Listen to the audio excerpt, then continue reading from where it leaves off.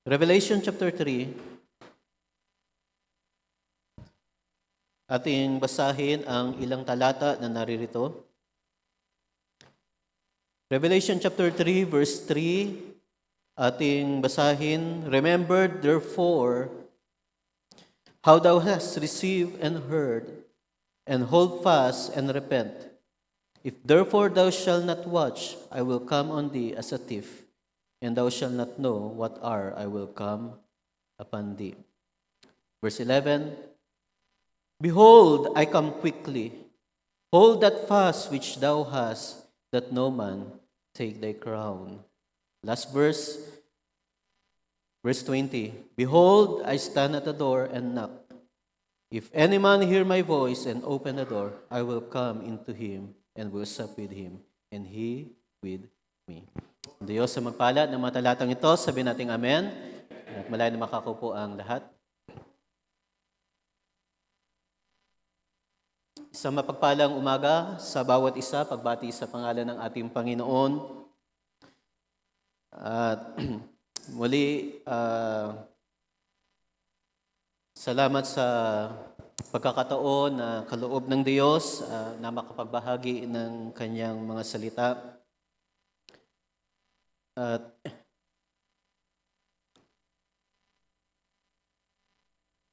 tunay na ang pagpapahayag ng mga salita ng Diyos ay hindi biro. Gayunpaman, ang biyaya at kalakasan ng Diyos ang siyang tumutulong. At kung ang bawat isa ay naroon sa expectation, ang Diyos ang siyang magpapahayag at kakatagpo ito sa bawat isa atin. So, salamat sa kabila ng mataas na presyo ng langis, ay nandito pa rin tayo. Okay? Ang mga driver iniinda yung pagtaas ng presyo ng langis, parang nadoble na yata. Umabot na sa 100 plus yung diesel, gasolina. Ganun pa man ay hindi ko lang kung meron nagsabi na hindi na lang ako dadalo ng fellowship kasi mahal ng gasolina. Pero ganun pa man, mga kapatid, salamat sa biyaya ng Diyos. Tumaas man ang presyo ng langis at magtaasan ng mga bilihin, nawa hindi ito makahadlang, maging dahilan para hindi na tayo dumalo sa gawain. At sabihin natin, meron namang live streaming, doon na lamang tayo makikinig. Well, mas mainam pa rin mga kapatid na narito nagkakatipon sa isang bubungan at sama-sama tayong naglilingkod sa Panginoon. Okay, so magbahagi ako ng isang munting paksa. Masa ko, dalangin ko na ito ay makatulong sa bawat isa sa atin. At gusto kong pamagatan ang paksa na ito na Reminders for Believers. Okay? Reminders for Believers. Kung inyong mapapansin, mga kapatid, ay ang mga talata na ating binasa ay may kinalaman sa pagpapahayag ng Panginoon patungkol sa Kanyang pagdating. Okay. At ang mga talatang ito ay nasakop ang tatlong kapanahunan, iglesia ng kapanahunan. Ang iglesia ng Sardis, ang una, na tumagal ito ng 1520 hanggang 1750. Sinundan ng iglesia ng kapanahunan ng Philadelphia at nagtagal ito ng 1750 hanggang 1906. At ang huling iglesia ng kapanahunan ay ang Laodicea na nagpasimula ng 1906 at magtatapos ng anong taong kaya? Question mark. So hindi pa natin alam kung kailan ito magtatapos. Pero sino dito ang nag-expect o naghahangad, nagsasabi, Panginoon, sana umuwi ka na sa panahon na ito, ngayong taon. Hindi natin alam kung kailan babalik at paririto ang ating Panginoon. Pero tayo ay naghihintay sa araw na yan, sapagkat yun yung pag-asa na ating hinihintay. Dito sa ibabaw ng lupa ay wala tayong aasahan. So wala na tayong future dito, mga kapatid. Ang pag-asa natin ay nasa pagparito ng ating Panginoon. Kagaya ng sinabi ko, ang tatlong talata na ating binasa ay may kinalaman sa pagparito ng ating Panginoon, sa pagdating ng ating Panginoon. Bagamat ang mga unang iglesia ay nagpapahayag din ng pagparito at nagsabing na ang pagpahayag na ang Panginoon ay paririto, muling paririto at babalik. Pero kinuha ko ang mensahe sa tatlong iglesia na ito sapagkat ng aking tinitingnan ay it seems na merong may bigat na nagpapatungkol sa mga huling araw. Nabalikan ko ang verse 3 na ating binasa. Remember therefore how thou hast received and heard, and hold fast and repent. If therefore thou shalt not watch, I will come on thee as a thief, and thou shalt not know what hour I will come upon thee. So tinitingnan ko ito, tingnan natin ito sa habang nagpapatuloy, so hindi natin pag-uusapan kung ano yung mga mensahe sa bawat iglesia, pero kukunin ko ang ilang mga talata para mag-emphasize ng ilang mga bahagi. Ang verse 3 ay tila nagpapakita na ang Diyos, na ang Panginoon ay nagpapahayag na isang araw siya ay muling paririto. At sinundan ito ng sumunod na iglesia, pero nagbago ang approach ng Panginoon. Dahil sabi rito sa verse 11, Behold, I come quickly, hold that fast which thou hast, that no man take thy crown.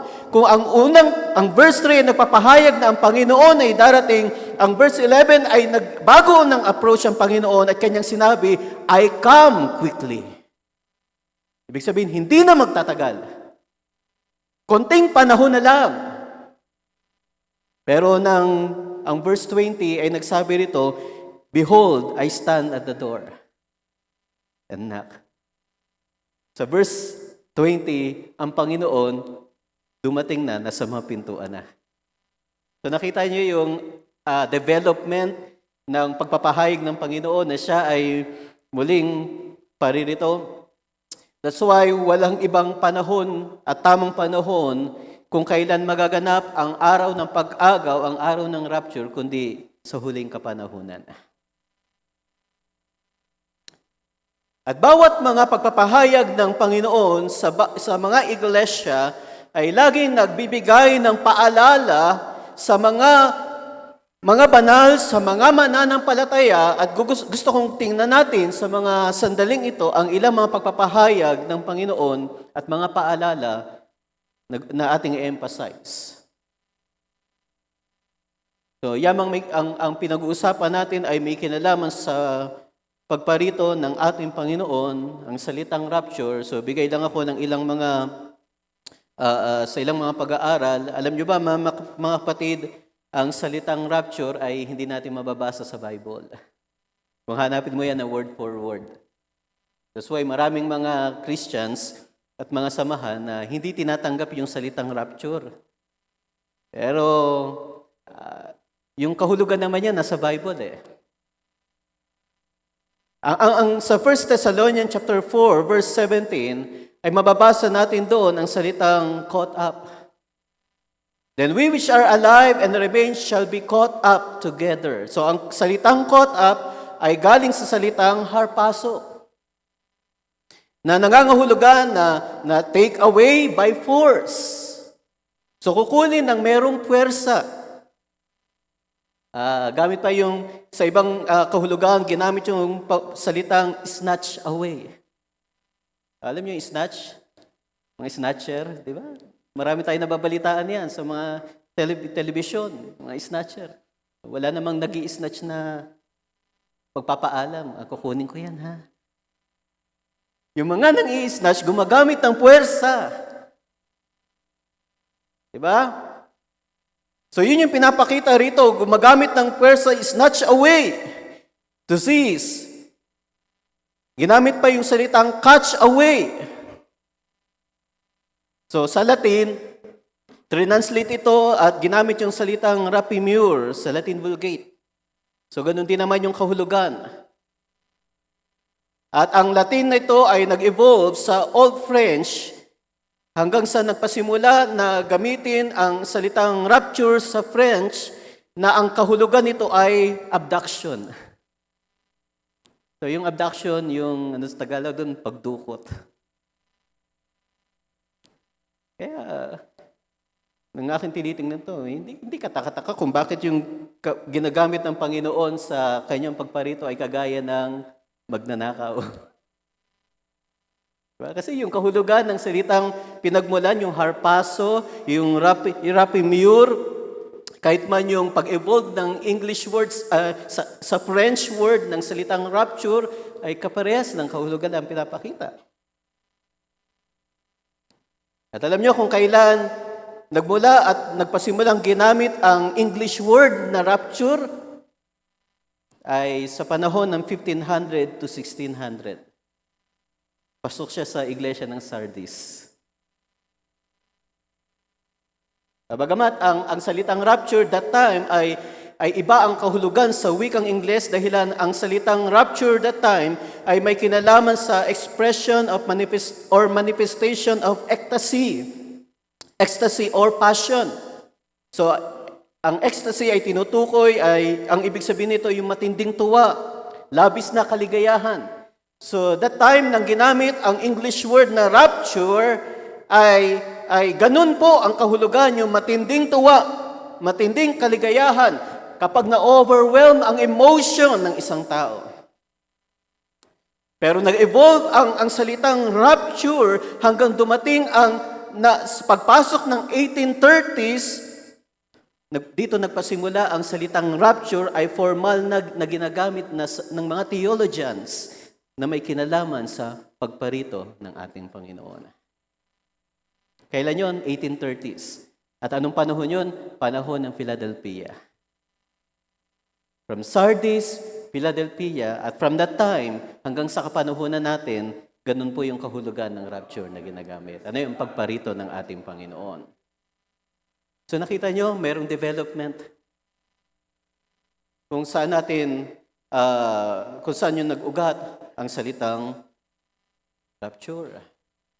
So kung bakit natin pinag-uusapan ito, sapagkat titingnan natin mga kapatid, habang binabasa at pinag-aaralan ang ganitong paksa, sa verse 3 ay mababasa natin, remember therefore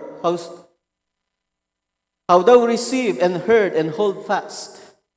Okay? And repent, if therefore thou shalt not watch, I will come on thee as a thief, and thou shalt not know what hour I will come upon thee. Kinompare ko sa mga nagdaang mga kapanahunan, dito sa iglesia ng Sardis, napasimulang i-emphasize ng pangungusap at salita ng Panginoon ang salitang watchfulness. Watch.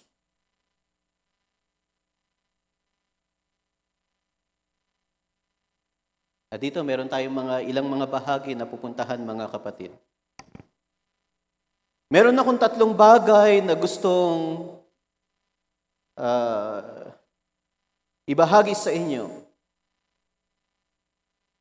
Sapagkat kapag pinag-uusapan at ginagamit ng Panginoon ang salitang kanyang pagparito, laging may pagpapaalala na pinapakita ang kanyang mga salita. So binasa natin ang verse 3, pero pagdating sa verse 4 ay mababasa natin, Thou hast a few names, even in Sardis, which have not defiled their garments, and they shall walk with me in white, for they are worthy.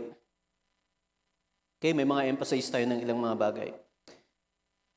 Alam natin na ang pagparito ng ating Panginoon ay hindi na magtatagal.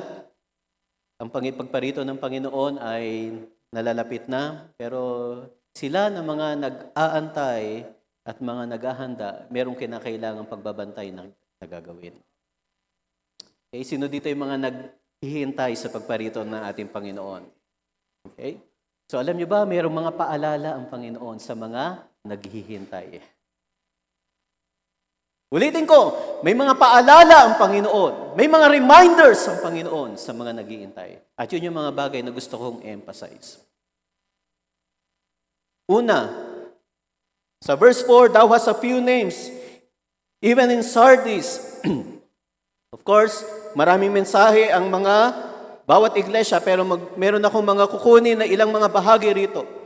Thou hast a few names, even in Sardis, which have not defiled their garments, and they shall walk with me in white, for they are worthy. Number 1, na gusto kong bigyan ng pansin sa mga mananampalataya, do not defile your garments.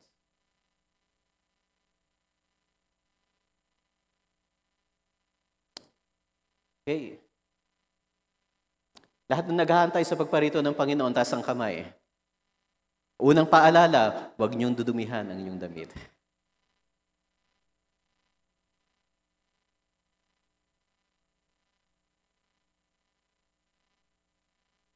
Saan ba tumutukoy ang kasuotan?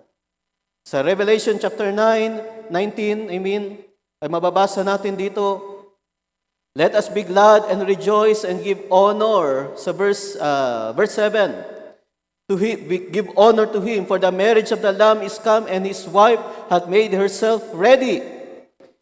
And to her was granted that she should be arrayed in fine linen, clean and white, for the fine linen is the righteousness of saints. So ano yung fine linen na tinutukoy dito, mga kapatid? Righteousness of saints. Pero alam nyo, merong kasuotan din na binigay na makikita natin doon sa mga foolish virgin. So ang fine linen ay para patungkol sa bride. Ito yung kasuotan ng nobya. Pero ang kasuotan na naroon sa mga foolish virgins ay mababasa natin sa Revelation chapter 7, verse 13. Ang sabi rito, and one of the elders answered, saying unto me, what are these which are arrayed in white robes? And whence came they? And I say unto him, Sir, thou knowest. And he said to me, these are they which came out of great tribulation, and have washed their robes and made them white in the blood of the Lamb. So ano yung kaibahan ng kasuotan ng bride at ng foolish virgins? Ang kasuotan ng bride ay fine linen. At ang kasuotan naman ng foolish virgins ay white robes. At anong sa nagre-represent ng white robes? Nagre-represent ito ng bilang pagiging servant. Well, sa pagparito pagdating naman ng millennium, makakasama din sila sa millennium, pero ang kanilang kalalagayan ay pagiging servant. Pero iba po ang kalalagayan ng bride sa pagdating ng millennium. So siguro aware naman tayo na ang kalalagayan, so ituloy ko lang ng pagbasa sa verse 15. Therefore are they before the throne of God and serve Him day and night. Serve Him day and night in His temple, and He that sitteth on the temple shall dwell among them. So nakita nyo, ang kalalagayan ng foolish virgins ay magiging servant darating ng panahon. Pero yung kalalagayan ng bride ay nasa mag-ahari na kasama ng ating Panginoon. So kapag garments ang pinag-uusapan, mga kapatid, ang ating kasuotan ay nagre-represent ng ating katayuan at ang ating kalalagayan. Diba, kapag nakakita tayo ng isang tao na ang nakasuot ng puting damit at merong stethoscope na nakasabit, anong profession yan? Doktor. Kapag meron tayo nakita na isang tao na merong tsapa, may suksok na baril, so alam natin yan kung anong profession yan, kung anong trabaho yan. Dahilan ang ating mga kasuotan ay nagre-reflect kung ano yung ating katayuan, kung ano ang ating kalalagayan. Kaya nung si Esther ay humarap sa hari, pagkatapos na sila ay magkapag-ayuno, alam nyo, ang isang bagay na ginawa niya ay nagsuot siya ng damit ng pagkareyna. Ibig sabihin nun, tumatayo siya kung ano yung kanyang posisyon at kalalagayan. Yan yung dahilan kung bakit nang nakita ni Haring Asuero si Reyna Esther na naroon na pumasok sa kanilang dako, ay siya ay nakapagbigay lugod sa hari. At yun yung bagay na pwede nating makita sa mga mananampalataya. Ibig sabihin, kapatid, wag na wag mong huhubarin ang kasuotan na binigay ng Diyos. At wag mo rin yan dudungisan. Dahil lang kapag hinubad mo ang kasuotang yan, ikaw ay magiging pangkaraniwang tao dito sa ibabaw na. Pero hanggat suot-suot mo ang kasuotang yan, iba ang tingin sa iyo at iba yung kalalagayan sa harapan ng Diyos. Kaya sa panahon ni David, nang ang Ark of the Covenant ay na-travel papunta doon sa Jerusalem, ganun na lamang ang galak ni David. Siya'y nagpuri sa Panginoon hanggat sa ang kanyang damit ay nahubad sa kaniya. At yun yung naging dahilan kung bakit siya ay pinagsalitaan ng kanyang asawa, sapagkat nung nahubad sa kanya ang damit ng pagkahari, ay naging kagaya siya ng isang natural na tao. So, nakita niyo kung gaano kahalaga ng damit na meron sa isang mananampalataya, at gusto kong i-connecta ito sa kalalagayan ng puso ng isang tao. Ang garments ay outward reflection ng puso ng isang tao. Kung ano yung nasa loob, yun yung lumalabas. Okay. Kung paano ka manamit, yun din yung reflection ng puso. Pero, of course, hindi lahat tayo ay pantay-pantay. Mas mahalaga pa rin sa Panginoon ang kalalagayan ng puso ng isang tao.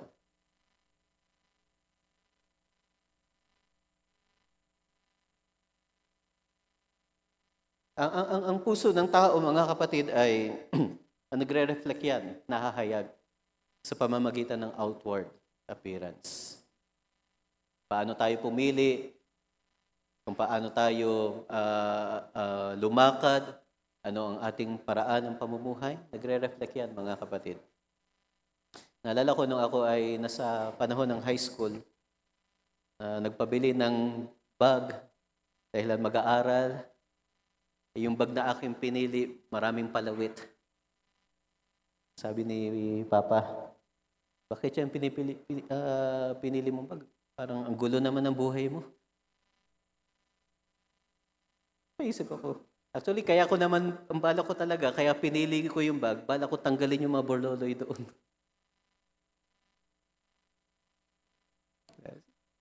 So, minsan, yung mga pagpili natin, nagre-reflect yung kondisyon ng ating mga puso.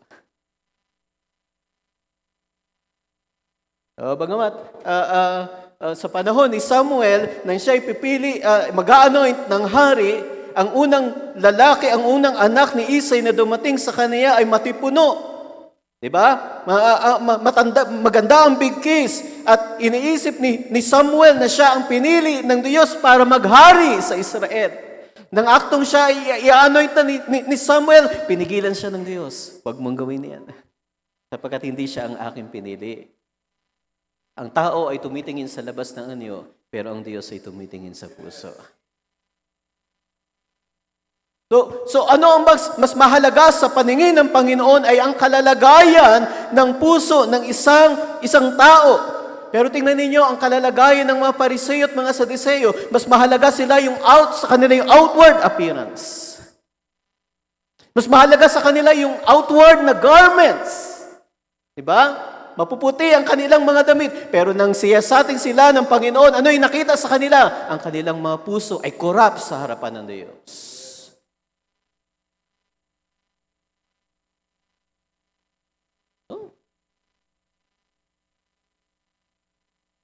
So, pinakita ko sa inyo mga kapatid kung ano ang kahalagahan ng puso sa harap ng Diyos. At alam niyo, sa banal na kasulatan, mayroong mga paghapak na ginagawa ang mga lingkod ng Diyos. At ang paghapak ng kanilang mga damit ay nagre-represent ng kanilang grievances, mga repentance. Pero sa Joel chapter 2, verse 12, ay mababasa natin ang ganitong pagpapahayag. Therefore also now, saith the Lord, turn ye even with me all your heart, and with fasting, and with weeping, and with mourning. Verse 13, and rend your heart, and not your garments.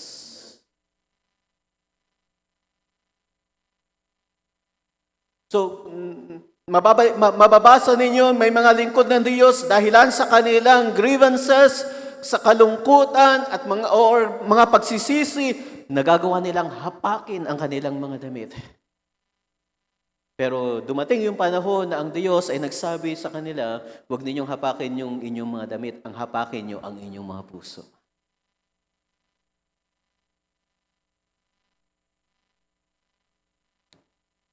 Sa pagparito ng ating Panginoon, mga kapatid, napakahalaga na bantayan natin ang ating mga puso. Alam niyo kung bakit? Kung ano ang kalalagayan ng ating mga puso, maapektuhan ang ating mga garments.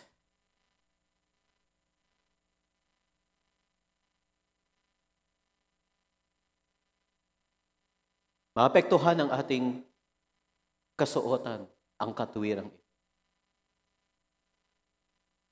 Dahil ang kalalagayan ng ating mga puso ay may malaking kinalaman sa ating mga kasuotan, sa katwiran na meron tayo. At kung gusto mong datnan ng Panginoon na malinis ang iyong kasuotan, ingatan mo ang kondisyon ng iyong puso.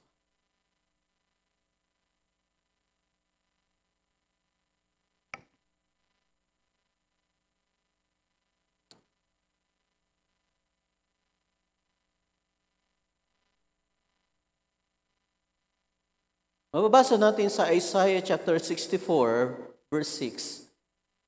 Familiar verse ito sa bawat isa sa atin. Sa verse 6 ay ganito ang pangusap. But we are all as unclean thing, and all our righteousness are as filthy rags. Ang ating mga katwiran ay maruming basahan lamang sa harapan ng Diyos. And we all do fade as the leaf, and our iniquities like the wind have taken us away. So anong sabi rito ng talata? Ang ating mga katwiran ay maruming basahan. Okay? Maruming basahan ang ating mga katwiran. At alam niyo ba mga kapatid, tiningnan ko ang salitang rags sa ugat na salita sa wikang Hebrew. Alam niyo, ang basahan na narito ay hindi kagaya ng basahan na binibili natin na pamahid, pampunas. Sa mga marurumi, sa mga basa o kaya basahan sa sahig para sa ating mga paa. Ang basahan na tinutukoy dito, ganito po ang kahulugan. Ang Hebrew word na salitang big head. So I'm not sure kung tamang aking bigkas.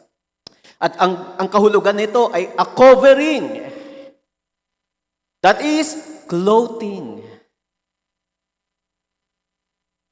Ginamit rin ang salitang apparel, cloth, garment, rag, raiment, robe, vesture, wardrobe. So ang katwiran ng tao ay hindi lamang yan basta basahan na pangpunas, pangpahid. Ang rags na tinutukoy dito ay isang kasuotan. Pero alam nyo, di ba, kapag meron tayong mga bagong kasuotan, sinusuot natin. Pero kapag ang kasuotan na yan, naluluma na, dumudumi na, later on, ginagawa na yang basahan. Pero bago ang isang kasuotan ay magiging basahan, sa pasimula ay maganda mo na yan, maayos mo na yan. Pero bakit ang kasuotan ay nagiging basahan sapagkat hindi naiingatan, hindi nababantayan? At this time, ang righteousness na pwede nating makita dito ay ang self-righteousness, ang sariling katwiran ng tao. Pero dito ay makikita natin sa mga talata na ating binasa, merong katwiran na binihis sa atin ng ating Panginoon. At ang katwiran yan, ingatan mo kapatid.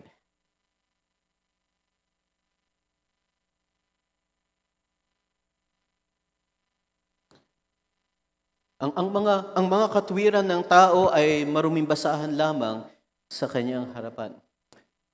At alam niyo kung paano ang ang puso ng tao ay, ang katwirang yan ay nababahiran,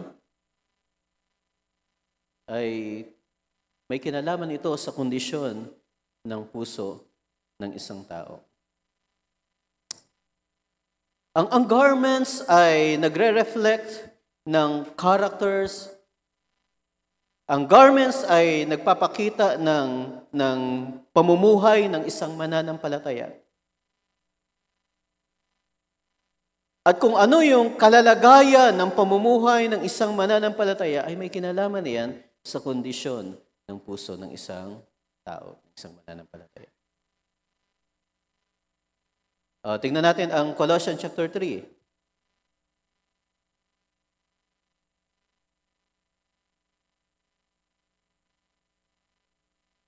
Sabi rito sa verse 12, "Put on therefore as the elect of God, holy and beloved, bowels of mercies, kindness, humbleness of mind, meekness, long-suffering."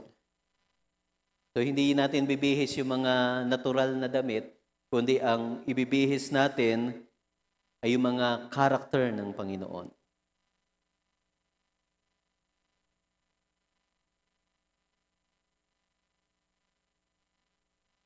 Kaya yung mga karakter na yan yung ating mga iniingatan at pinabubuhay dito sa ibabaw ng lupa. Kaya ang isang mananampalataya, nagtataglayan ng ibang karakter kaysa mga tao sa sanlibutan. Bakit? Iba yung kanilang binihis. Dahil ang binihis nila ay si Kristo. Mga kapatid, hindi natin pinagsikapan ang ganitong bagay.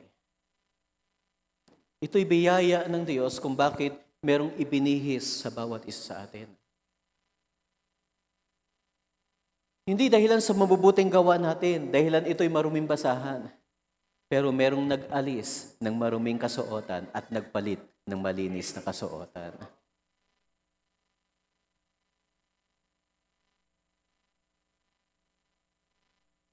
Nang nagpakita ang Panginoon ng kalalagayan ng isang high priest, at ang high priest na itinutukoy ko ay si Zachariah, at si Joshua. Sa Zachariah chapter 3 ay gusto kong basahin ito sa verse 1.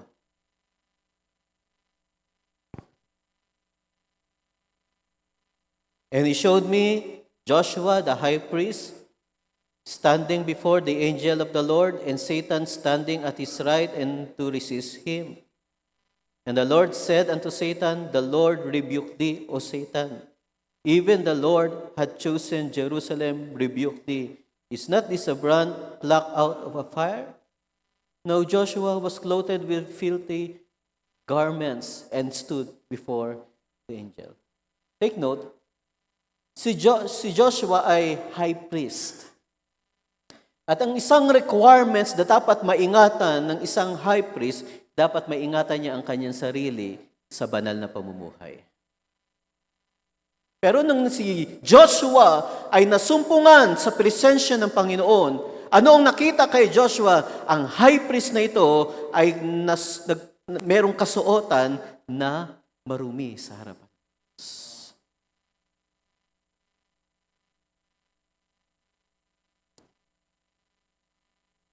Actually, si Joshua nagre-represent ng mga mananampalataya. Ganun yung high priest. Ito yung kaibahan niya ng office ng prophet. Dahil sa prophet, sila'y mga nagre-represent ng Diyos para sa tao. Pero ang mga high priest, sila'y nagre-represent ng tao para sa Diyos. Kaya nga yung high priest, ang required sa kanya, kinakailangan niya pag siya ay pagpasok sa kabanal-banalang dako, meron siyang dalang dugo. Siya ay naging malinis sapagkat kapag hindi tinanggap ng Diyos ang handog, ang dalang dugo, may kinalaman ito, may epekto ito sa magiging kalalagayan ng buong bayan kung sila ay patatawarin o hindi. Verse 4, And he answered and spake unto those that stood before him, saying, Take away filthy garments from him. And unto him he said, Behold, I have caused thine iniquity to pass from thee, and I will clothe thee with change. Pray. Nang sa panahong ito ay sa nakita ng vision patungkol kay Joshua. Si Joshua ay nakatayo, ang kanyang kasuotan ay marumi. Pero nariyon din si Satan para magsumbong, para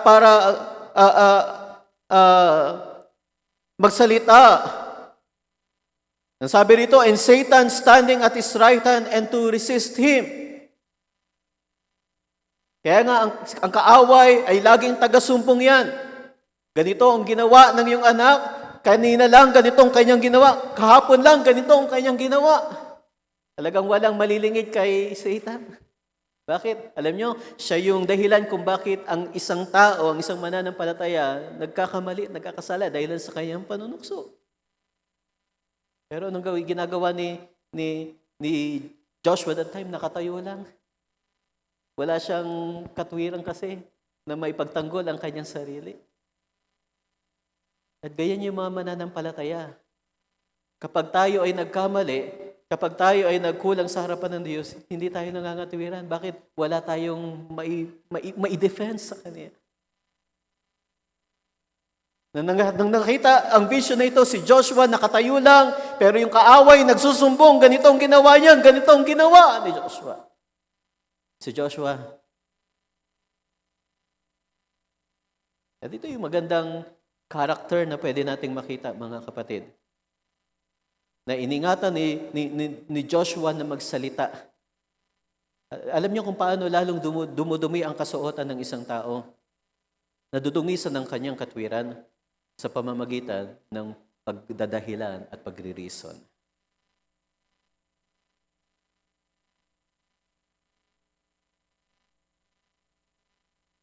Lahat tayo ay may kakulangan, nagkukulang, may mga kahinaan sa harapan ng Diyos.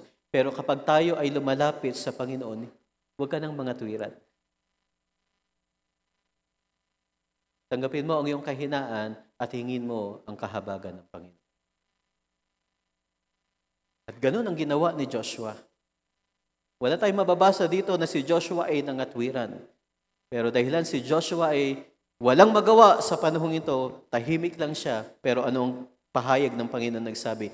And he answered and spake unto those that stood before him, saying, take away the filthy garments from him.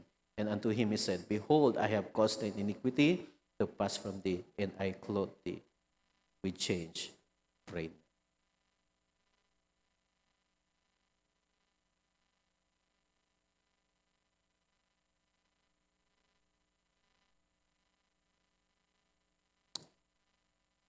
So yun yung number one na ibig kong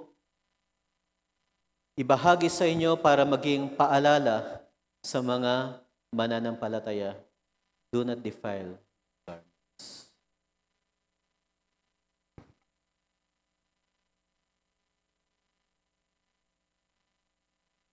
Ingatan mo ang iyong kasuotan, kapatid. Sa paano mo maingatan yan? Sa pag-iingat ng iyong puso. Gusto mong makita kung maayos pa ang iyong kasuotan at tama pa ang kalalagayan ng iyong kasuotan? Tingnan mo ang kondisyon ng iyong puso. Dahil ang iyong puso ay magpapahayag kung tama pa ang kondisyon ng kasuotan.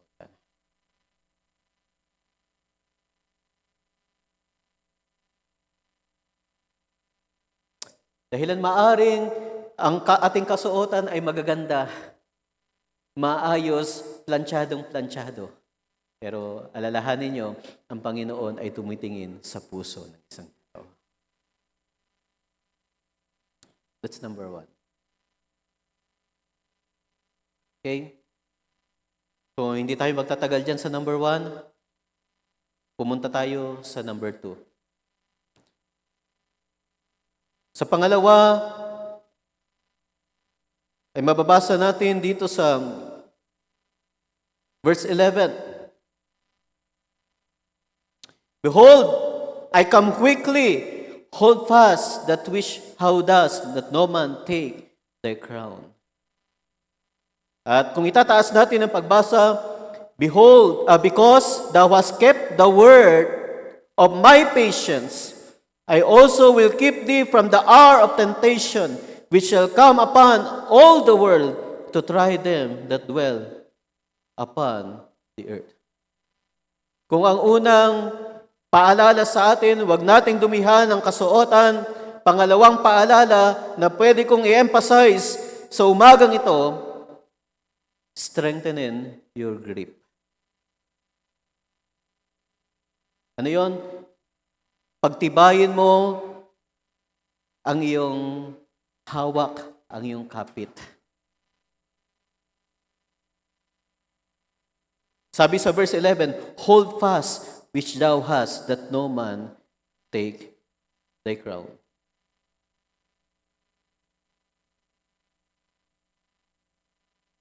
Ano yung dapat na hawakan ng mahigpit ng isang mananampalataya sa mga huling araw na ito? Walang iba kundi ang salita ng Diyos. Kapatid, hawakan mo yan na mahigpit.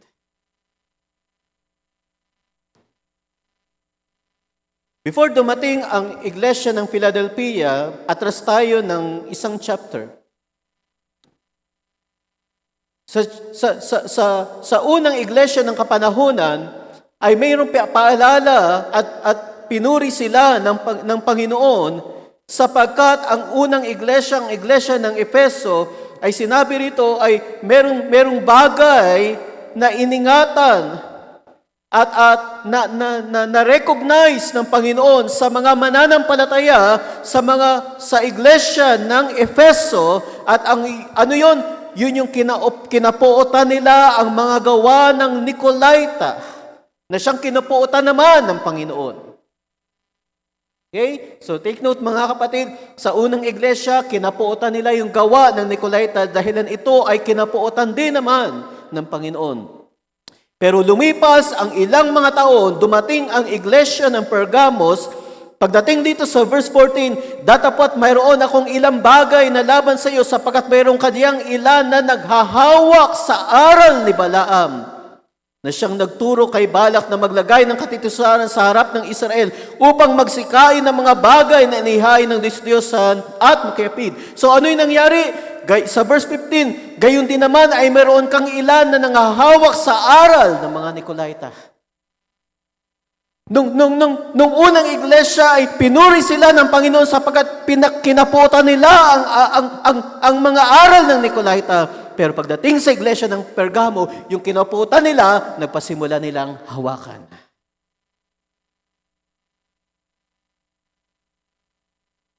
So nakita niyo mga kapatid, kung bakit ang Diyos ay unti-unting, ang Panginoon sa kanyang mga pagpapahayag ay unti-unting hindi nalulugod sa bawat mga iglesia, sa ilang mga iglesia ng kapanahunan. Pero ang paghawak na ating pinag-uusapan sa sandaling ito ay hindi paghawak sa aral ng Nicolaita, hindi paghawak sa aral ni Balaam. Ang higpitan mo ang hawak sa aral ng purong salita ng Diyos.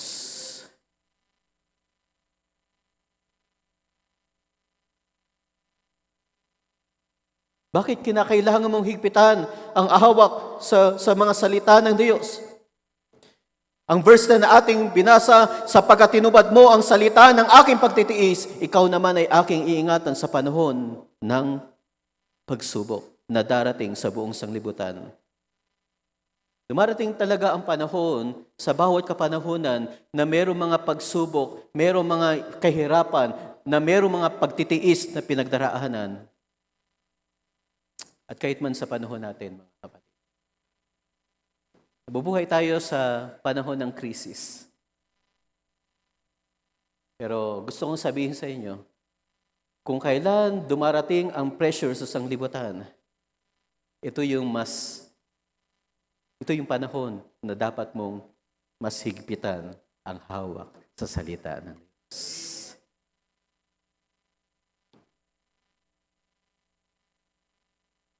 There are times na pinahintulot ng Diyos na maranasan ang ganitong mga struggle.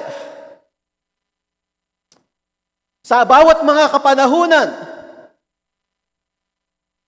sa panahon natin, ano ba yung crisis natin? Na nagkukulang yung langis. Ano yung epekto niyan? Ang pagtataas ng presyo ng langis.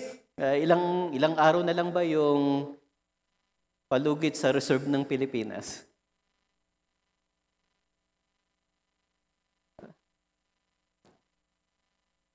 At ang pagtaas ng presyo ng langis, domino effect yan. Magtataasan na yung ilang mga bilihin, mga presyo. Kaya sabi ng exhorter kanina, nagtataasan, ang hindi lang tumataas, ang sweldo. Kaya hindi maiwasan ng mga mananampalataya, nakakaramdam din ng struggle.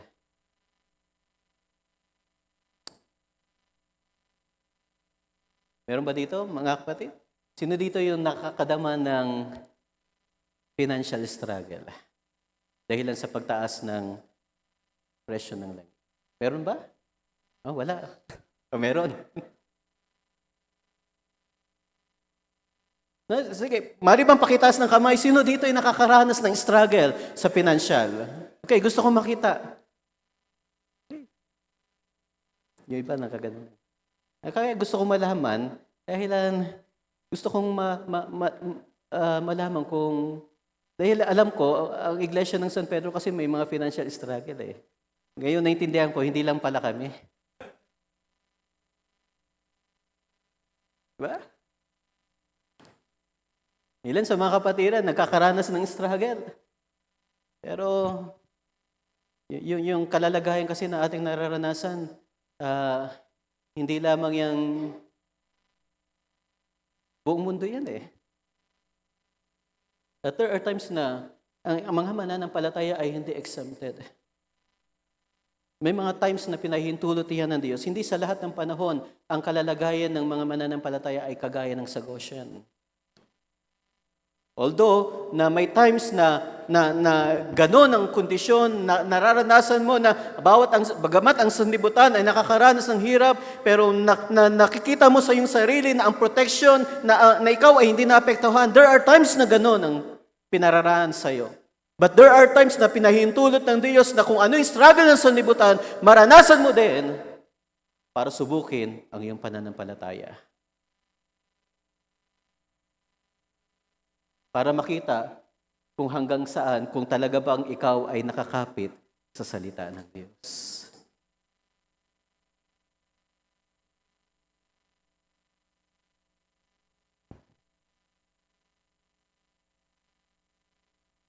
Ang panahon ng trials ay maghahayag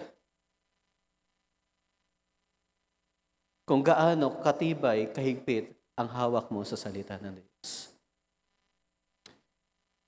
Sa iglesia ng kapanahunan ng Efeso, pinuri sila ng Panginoon.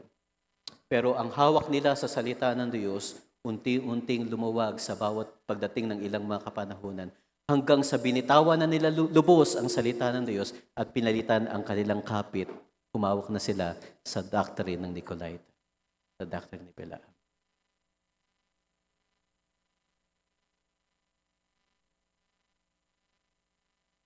Nariyan ang mga hirap, nariyan ang mga trials sa ating mga buhay na pinagdaraanan. Pero gusto kong sabihin, napakasarap magtiwala sa salita ng Diyos. Kuminsan ang alalahanin ng sanlibutan ay nagiging alalahanin din ng mga mananampalataya. Alam niyo mga kapatid, iniisip ko na may dahilan ang lahat ng mga bagay. Alam niyo ba, sa Panginoon walang coincidence. Hindi nagkataon sa Panginoon yan. Ang Panginoon ay hindi nagulat nang nagtaasan ang mga bilihin. Ang Panginoon ay hindi nagulat nang sinarhan ang Strait of Hormuz. Hindi nagulat ang Diyos sa mga bagay na nangyari. Pero may dahilan ang Diyos kung bakit pinahintulutan niya ang lahat ng mga bagay.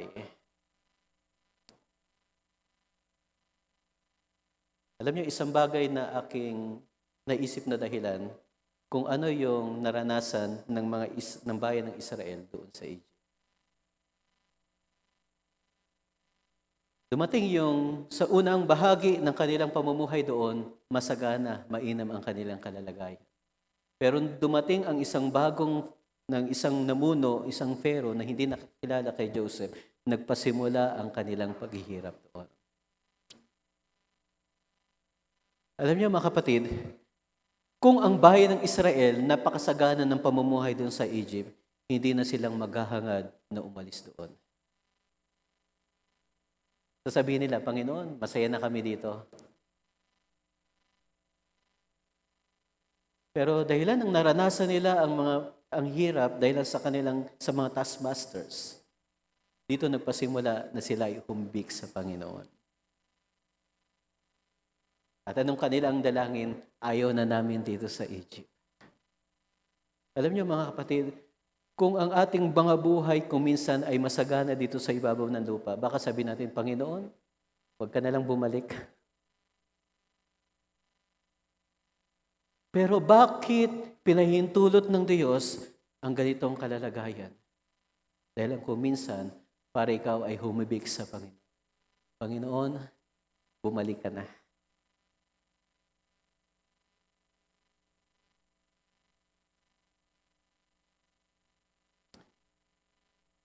Minsan sa meeting ng sa ministerial meeting na pag-usapan ang kalalagayan ng squeezing time. Patungkol naman yung sa squeezing time. At nabanggit ko, ano ang gagamitin ng Diyos para ang lahat ng mga mananampalataya ay humiling manalangin ng iisang dalangin lang. So, ginamit ko lang yon na bilang paghalimbawa.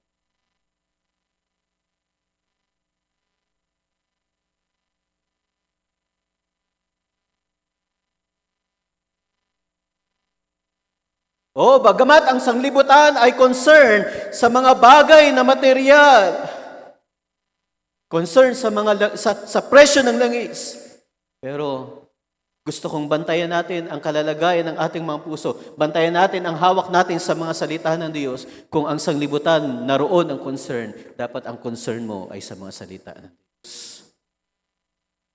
Ingatan mo. Kagaya ng awit kanina ng mga bata, huwag mong papayagan na ma-overtake ka ng concern ng sanglibutan. Sapagkat tayo ay nabubuhay sa panahon na hinahanap ng sanlibutan ang mga bagay na magbibigay ng ginhawa sa kanilang mga buhay. Pero ito naman yung panahon ng hinahanap ng mga mananampalataya ng nobya ng ating Panginoon ang maging handa ng lubusan sa pagparito ng ating Panginoon.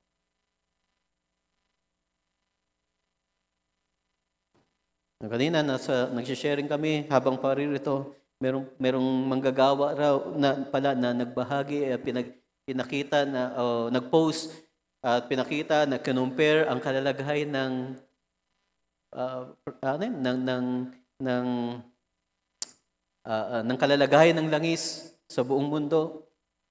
Ang mga bansa ay unti-unti nang nagigipit at napaubos na ang langis. Kaniyang kinumpare ito sa kalalagayan ng mga dalaga sa mga huling araw na naghihintay. Nung napakinggan ko, magandang halimbawa nga. Dahilan sa paghihintay ng 10 dalaga, nung kanilang marinig ang sigaw sa hating gabi, lahat sila nagising. Lahat sila naglinis nagtrim ng kanilang mga ilawan. Pero yung 5 mangmang, narinig nila, kulang na ang aming langis. Sabi doon sa 5 matatalino, bigyan nyo kami ng langis kasi kulang na. Namamatay na ang aming mga ilawan. Pero sabi naman ng mga matatalino, pasensya na. Hindi naman sila madamot Pero minsan merong mga bagay na kinakailangang ingatan. At alam niyo ba, ang langis ay hindi mo pwedeng i-share yan sa iyong kapwa, sa iyong kapatid. Dahil ang personal yan sa iyong buhay. Ang iyong karanasan ay sa iyong karanasan. Ang karanasan ng iyong kapatid ay sa kanyang karanasan. Hindi ka pwedeng sumakay sa karanasan ng iba. Kung ang iyong kapatid ay handa, kung ang iyong magulang ay handa sa pagparito ng Panginoon, hindi dahilan sila ay handa, ikaw handa na rin. Kaya kung sa paglalarawan, kung ang sanlibutan ito ay nagkakaroon ng kakulangan ng supply ng langis, ano kaya ang kalalagayan ng mga mananampalataya sa mga huling araw na ito? Anong sabi rito ng talata na ating binasa?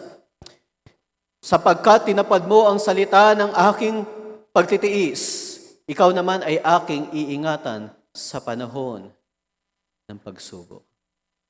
So hindi nyo ba nakikita, mga kapatid?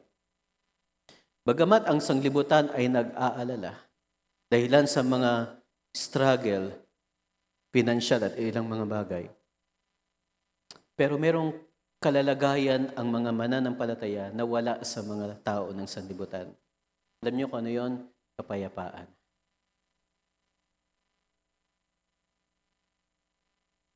Well, ano ba yan?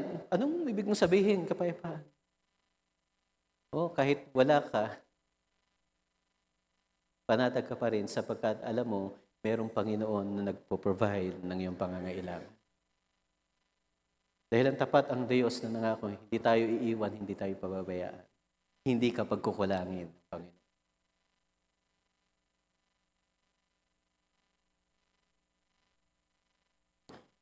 Ikaw naman ay aking iingatan sa panahon ng pagsubok na darating sa buong sanglibutan upang subukin ang mga nananahan sa ibabaw ng lupa. Kung iniingatan mo ang salita ng Diyos, iingatan ka rin ang salita ng Diyos.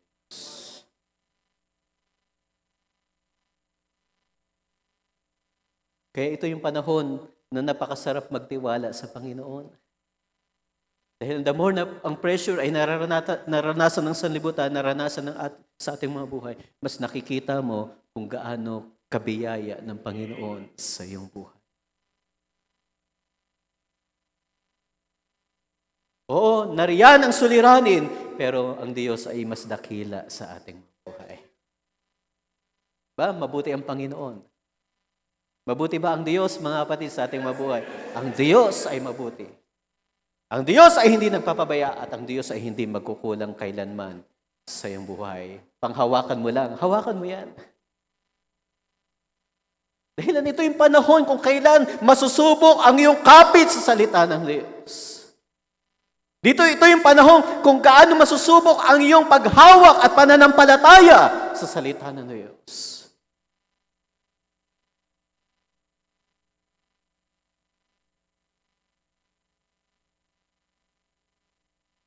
Alam niyo, sa history ng aking pinag-aralan, sa panahon ng mga alagad, naroon ang kanilang excitement sa pagparito ng ating Panginoon, pinapangaral. Pero later on, habang tumatakbo ang mga kapanahunan, namatay ang mga apostol, namatay ang mga lingkod ng Diyos, at ang kapanahunan ay nagpatuloy, yung excitement na iyon ay unti-unting nawawala.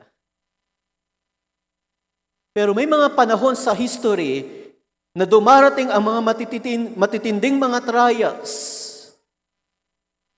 May mga chaos, may mga malawak na karamdaman, mga pandemic na nagdadaan sa mga kapanahunan. At alam nyo, kung kailan dumarating ang ganitong mga kalalagayan at bahagi ng mga panahon, doon naman bumabangon at tumitindi ang desire at excitement ng mga mananampalataya sa pagparito ng Panginoon. Kaya tignan nyo sa panahon natin, yung nangyayaring digmaan doon sa Middle East, yung kakulangan ng langis, alam nyo ba, hindi lang tayo ang nakakita na ang Panginoon ay malapit ng bumalik. Ang Christian movement, ang mga Kristiyano, ang Christian religions ay nagtitingin at nagbabantay sa pagparito ng ating Panginoon. At dahilan sa ganitong mga sitwasyon na nararanasan sa sanglibutan, maraming mga mananampalataya, maraming mga Kristiyano, kahit mga so-called Christians, ay muling na-stir up ang kanilang mga puso patungkol sa pagparito ng ating Panginoon. Dahil nakikita na ang mga bagay na nagaganap sa ibabaw ng lupa ay mga katuparan ng hula na naihula sa banal na kasulatan. Pero sa atin mga kapatid, hindi lang tayo basta nag-iintay. Naghihintay tayo sa Panginoon sa kanyang pagparito kasama ng paghawak sa pananampalataya sa salita ng Diyos.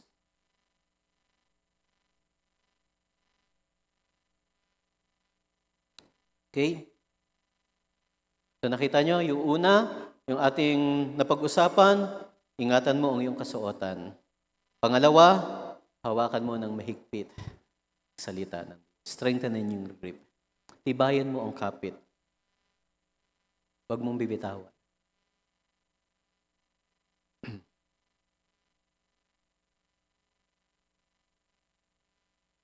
Sa panghuli na gusto kong bigyan ng pansin ay ang verse 20 ng chapter 3.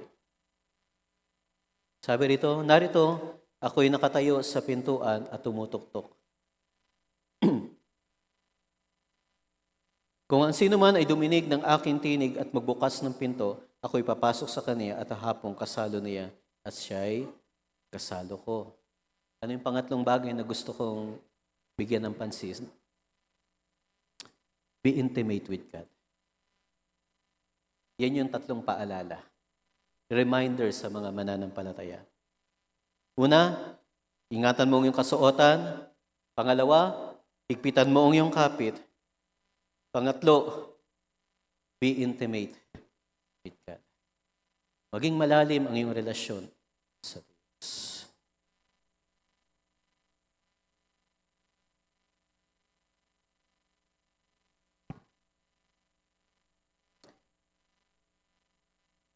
Sa mga unang binasa natin, naroon ang pronouncement na ang Panginoon ay darating kagaya ng magnanakaw.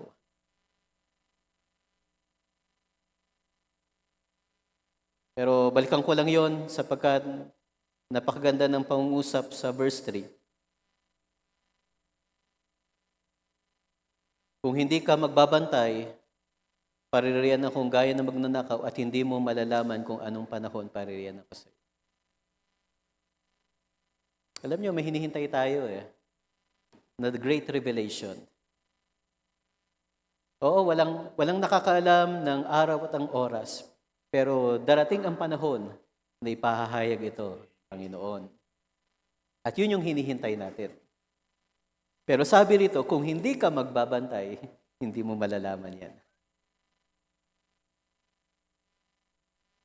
So, ibig sabihin, pwede talagang malaman. Diba? Nakita nyo? Kaya kung hindi ka magpupuyat, ay paririyan akong gaya ng magnanakaw at hindi mo malalaman kung anong panahon paririyan ako sa iyo.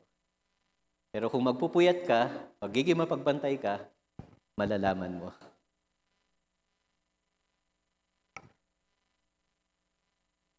Pinahayag na ang Panginoon ay paririto at babalik at darating. Sa sumunod, ang verse 11, dumarating akong madali. I come quickly. Pero nung pagdating ng Panginoon dito sa iglesia ng Laodicea, nandun siya sa pintuan, kumakatok. Kumakatok, tumutok. Alam niyo yung gusto niyang, dahilan kung bakit kung bakit siya tumutok-tok, gusto niyang makapasok. Gusto kanyang makasalo. So, nung pinapakita dito, yung relasyon mo sa Panginoon. Alam niyo ba, mga kapatid, maraming naglilingkod sa Panginoon na hindi lumalalim sa relasyon sa Diyos. At yun yung inyong bantayan, sapagkat napakadaya ng kaaway na iniisip Pinapakita ng kaaway sa iyo na tama na at maayos ang iyong paglilingkod sa Diyos. Pero ang problema, maari kang naglilingkod sa Diyos, pero maaring hindi ka lumalim sa intimacy. Anong proof niyan? Matthew chapter 7, verse 22.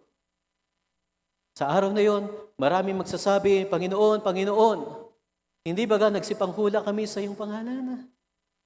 At sa pangalan mo nagsipalayas kami ng mga demonyo.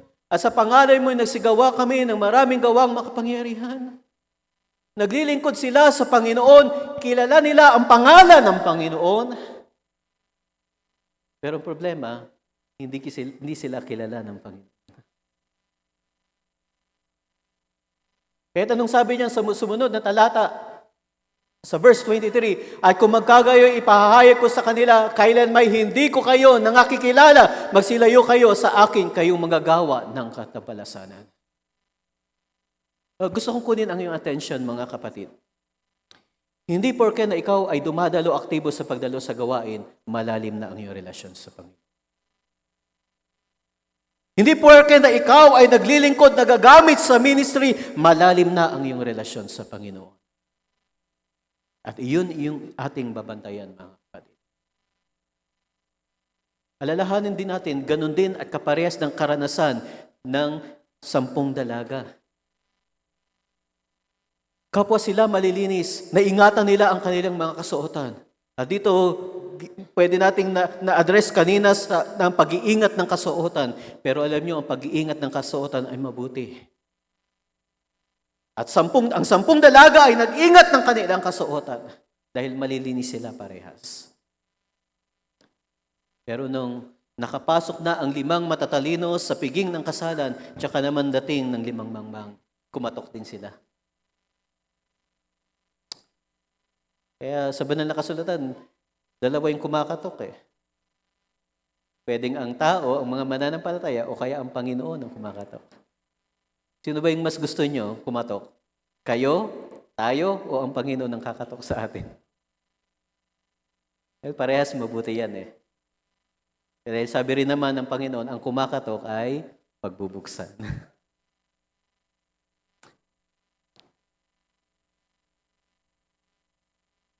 Doon nakita nyo, mga kapatid, kung gaano kahalaga sa mga huling araw na hindi mo lamang kilala ang Panginoon, kundi maigi rin na ang Panginoon kilala ka din.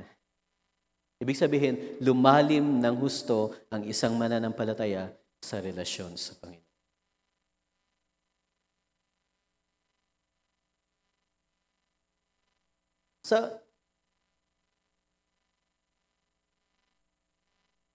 Sa banal na kasulatan, ay makita natin ang ilang mga characters.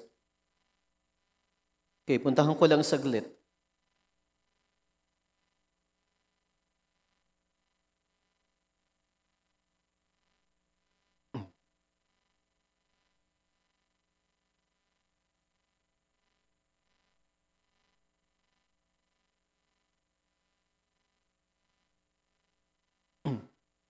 So, hindi ko nakuha yung mga talata, pero ikaw ko na lang, mga kapatid. Dahil sa banal na kasulatan, mayroong mga characters na naglilingkod sa Panginoon, pero later on, sila ay tumalikod sa paglilingkod. Kagaya ng mga character na nabanggit ni Apostol Pablo, si Demas. Alam niyo ba si Demas ay isang fellow servant nila Apostol Pablo. Kasama din sila ng mga lingkod na nagpapagamit at nagdilingkod sa Diyos. Pero later on, sa ministry ni Apostol Pablo, na-mention niya ang pangalang Demas sapagkat sa panahon ng kagipitan, iniwan siya ni Demas.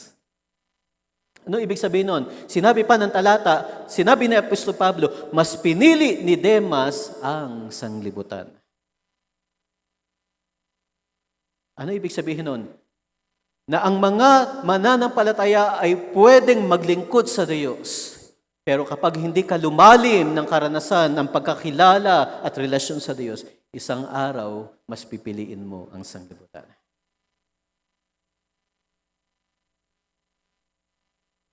Bukod kay Demas, binanggit si Hymenaeus, si Alexander. Alam niyo ba, dating mga kasama yan na naglilingkod sa Panginoon.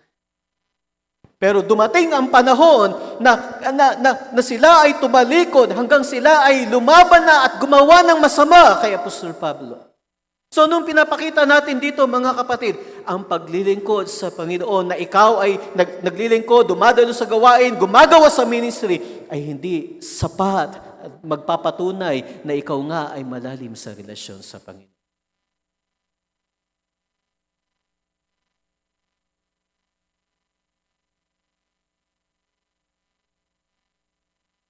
At ito yung bagay na dapat ma-reach ng mga mananampalataya, makarating ang mga mananampalataya, lumalim ang iyong relasyon sa Panginoon.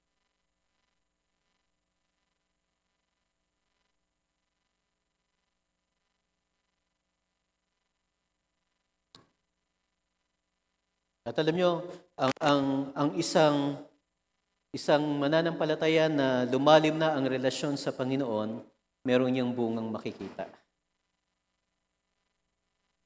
John chapter 15, if you abide in me, and my words abide in you. At ano ang kalooban ng Diyos? Kung bakit nililinis pa ang isang sanga na nagbubunga para maging malinis pa. Galatians chapter 22, naroon ang bunga ng Espiritu. At ang bunga ng Espiritu ay napuproduce dahilan sa pagiging isa ng isang mananampalataya at ng banal na Espiritu. So, merong lilitaw na bunga at merong makikita.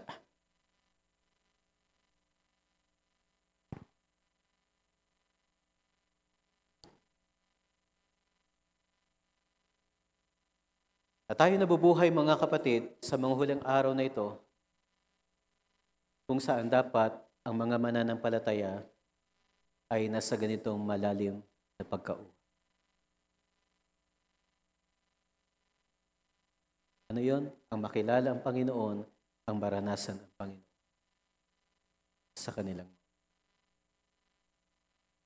At hindi lahat ng believer ng so-called Christian movement ay ganito ang isa. Bagamat ang sanglibutan ay magnasa na yumaman, umasenso, makasurvive. Pero gusto kong encourage kayo mga kapatid na ang nasain ninyo lumalim sa karanasan sa Panginoon.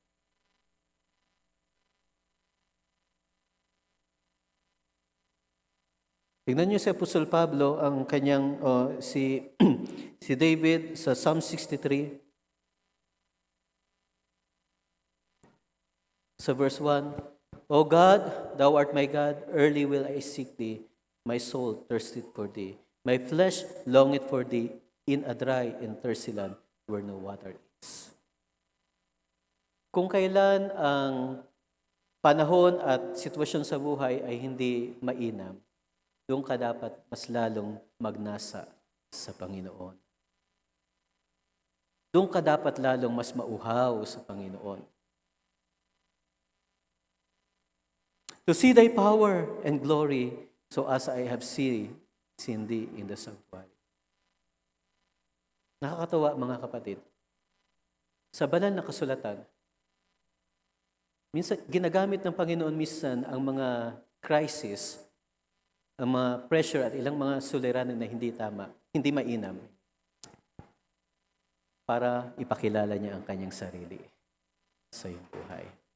Hindi kaya ang krisis na nararanasan ngayon ng sanglibutan, nararanasan din ng mga mananampalataya, ay para mas magpakilala pa sa iyo ang Panginoon, kung sino siya sa iyong buhay. Gusto niyo ba makita ang kapangyarihan ng Diyos, mga kapatid?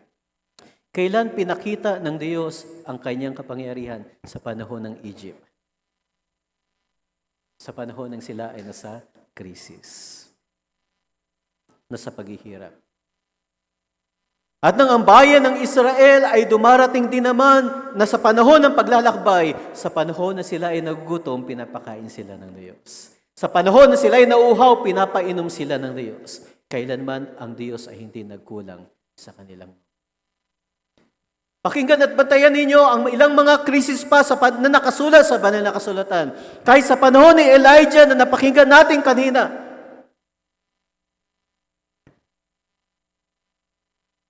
Nakita natin, mga kapatid, kung paano ang lingkod ng Diyos ay sinusugo niya sa ilang mga tao para patunayan niya na siya'y dakila kahit man sa panahon ng krisis. O ba, atras tayo. Si Isaac. Diba? Yung panahon nang dumating ang tagtuyot, I think, o tagutom sa kanilang panahon, si Isaac ay nag-iisip na umalis sa lugar na kanyang pinaroonan at lumipat sa ibang dako. Pero pinaalalahanan siya ng Diyos, huwag kang aalis dyan. Manatili ka. At si Isaac ay nanatili. Sa panahon ng tagutom, tagtuyot, si Isaac ay nagtanim. Maring ang mga tao sa panahon yun ay tinutuya siya, ba't tatanim ka? Alam mong krisis? Pero hinawakan niya ang pangako ng Diyos. At siya ay pinasagana ng Panginoon.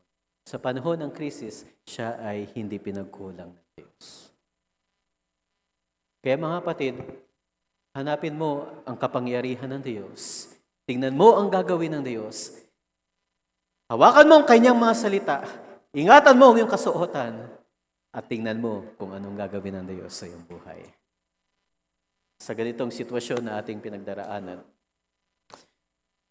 Kaya ito yung magandang panahon na mauhaw sa Panginoon.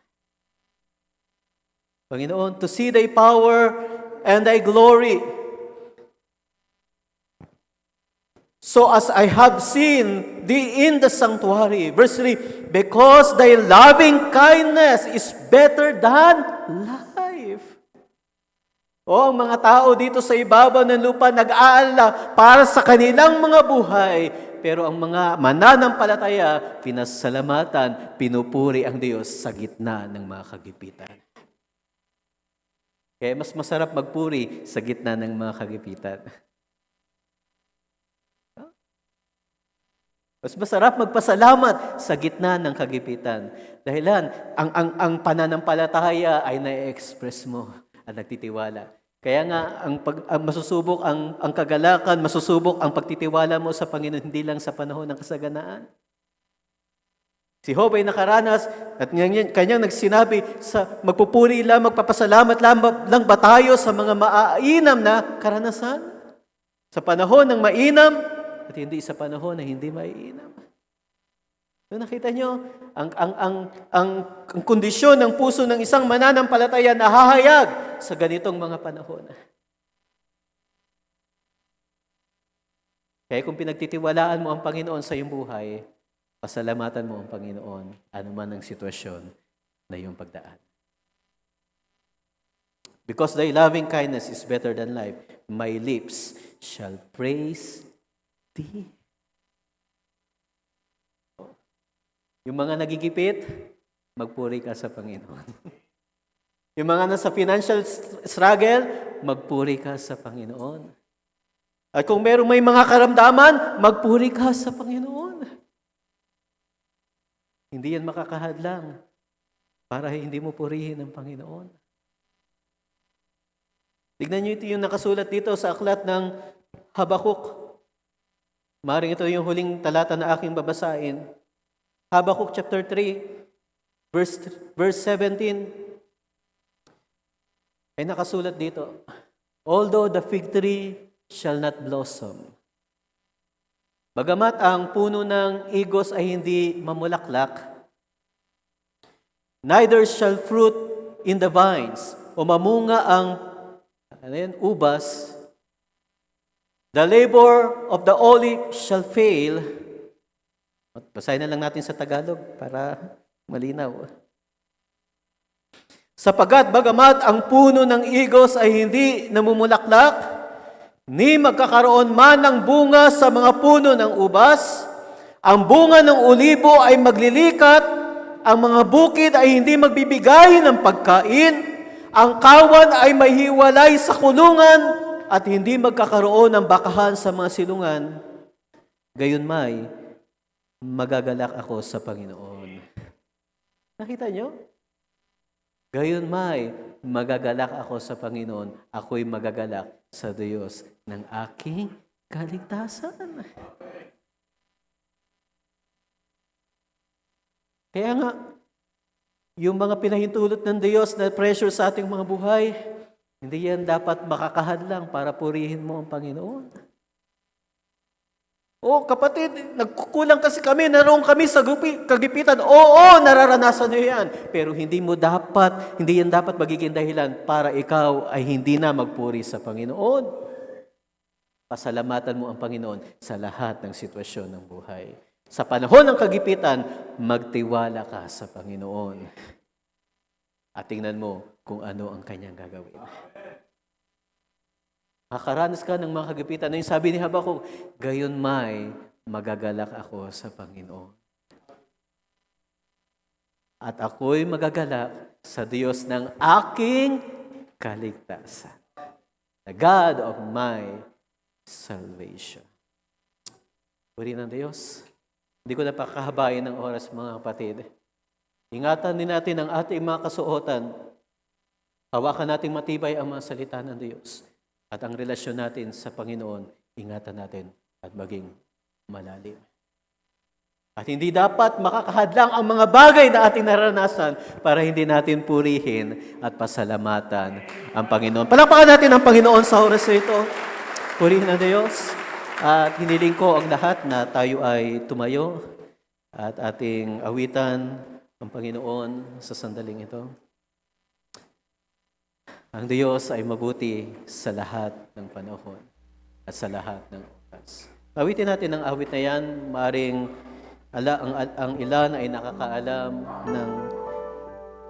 ng awit na yan at ating pasalamatan at luwalhatiin ang Panginoon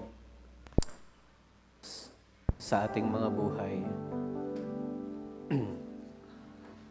Okay. Dumaan man tayo sa maraming maunos ng ating mga buhay, pero merong Panginoon na hindi magkukulang at magpapabaya sa bawat isa. Let's sing the song.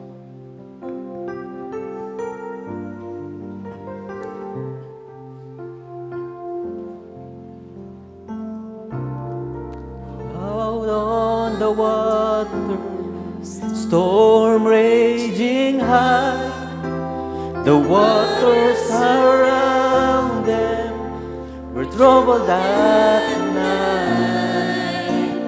Fear filled their hearts, and they thought they would die.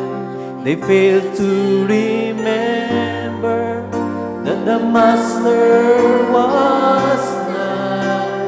He spoke the word, and the winds all stood still. Even the waters, they obeyed His will. And He calmed the storm, just like He will mine. If I just remember that He lives deep inside. So why should I worry? So why should I fear? The very same Jesus, He stays always near. He lives in my heart, and He hears when I cry. I call His name till the storm passes by. Gawin natin yung chorus. So why should I worry? Why should I fear? Amen. The very same Jesus, He stays always near. He lives in my heart, and He hears when I cry. I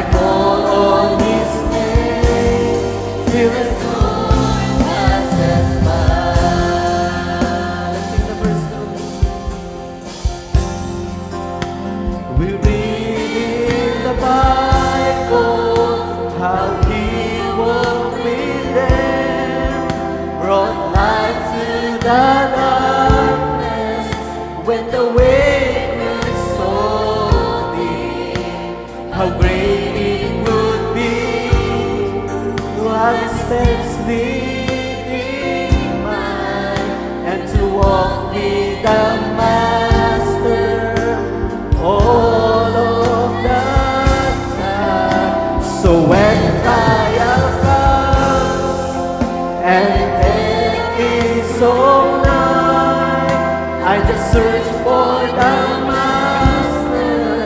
He said He'll be there all time.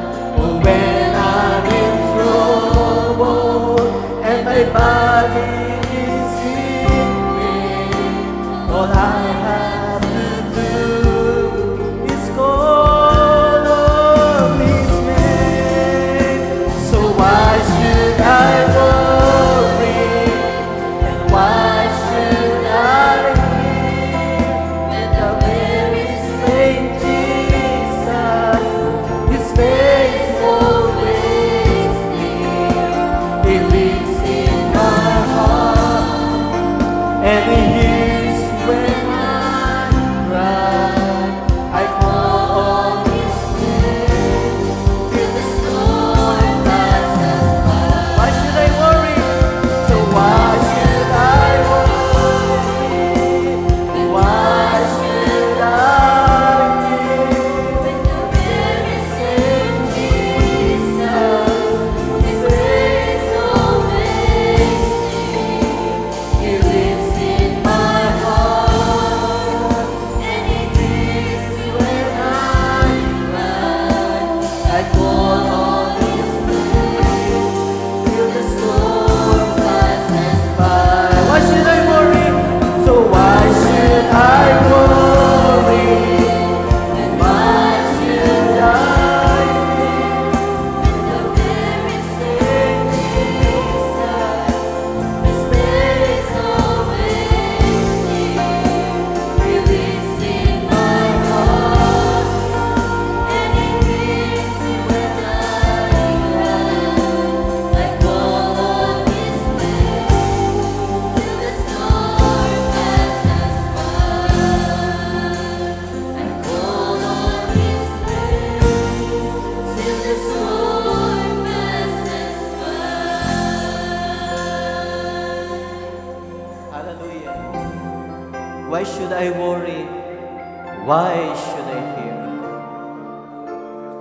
Huwag mong kalimutan na ang Panginoon ay laging sumasama sa iyo. Hindi Kanya pababayaan, hindi Kanya iiwan. Sa lahat ng panahon, maranasan mo lang ang ilang kakulangan, pero kailanman ang Diyos ay mananatiling tapat sa iyong buhay. Mananatiling tapat sa iyong buhay. Huwag ninyong kakalimutan mga kapatid ang tatlong paalala na ating napag-usapan. Ingatan mo ang iyong kasuotan, higpitan mo ang iyong kahapit sa Kanyang mga salita, ingatan mo ang relasyon sa Panginoon.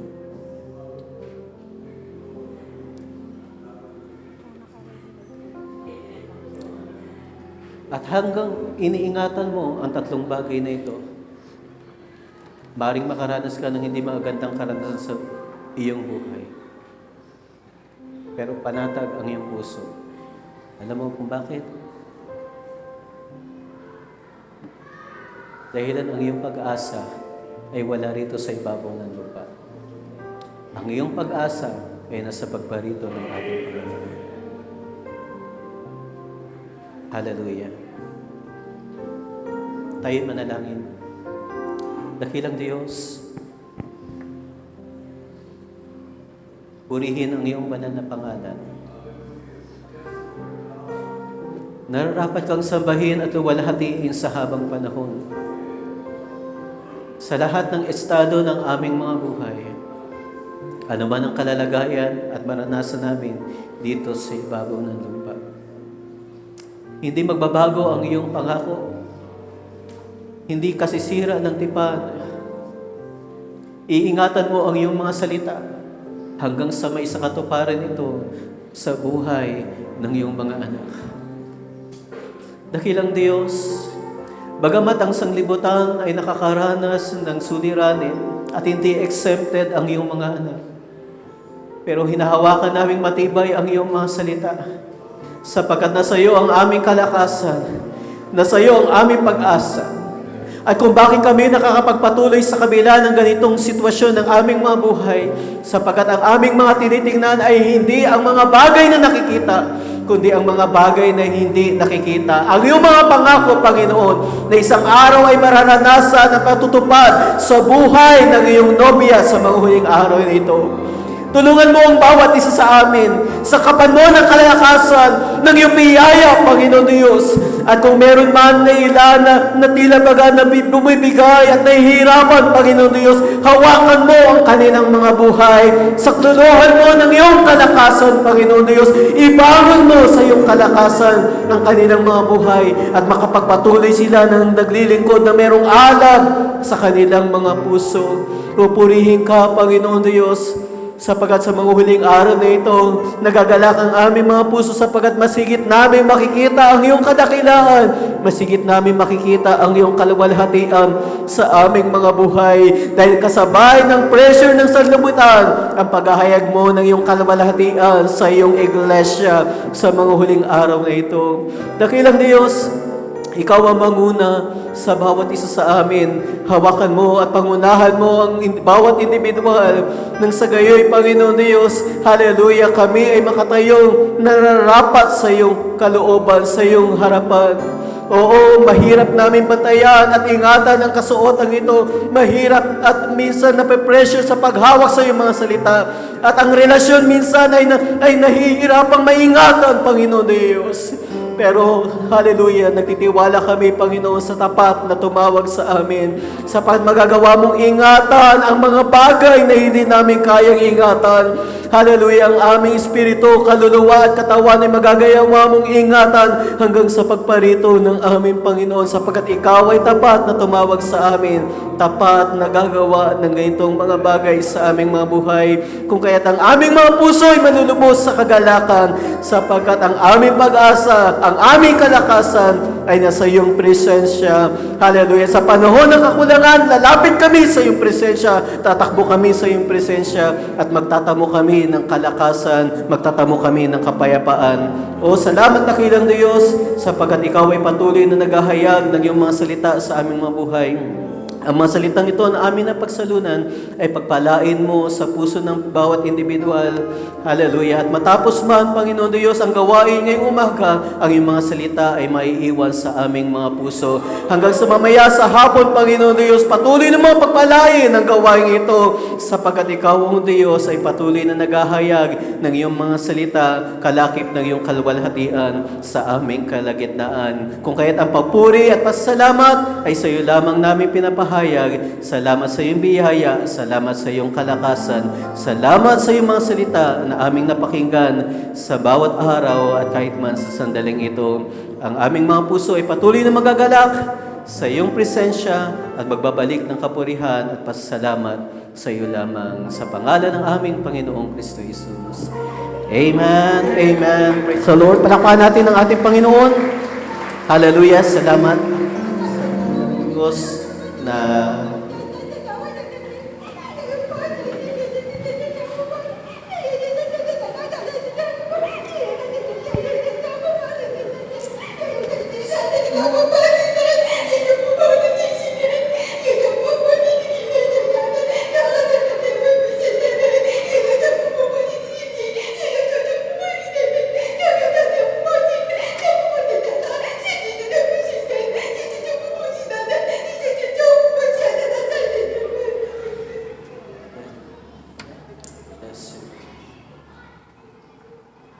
bless. We thank you. Hallelujah. Ang Diyos ay mabuti sa ating panahon, sa ating mga buhay.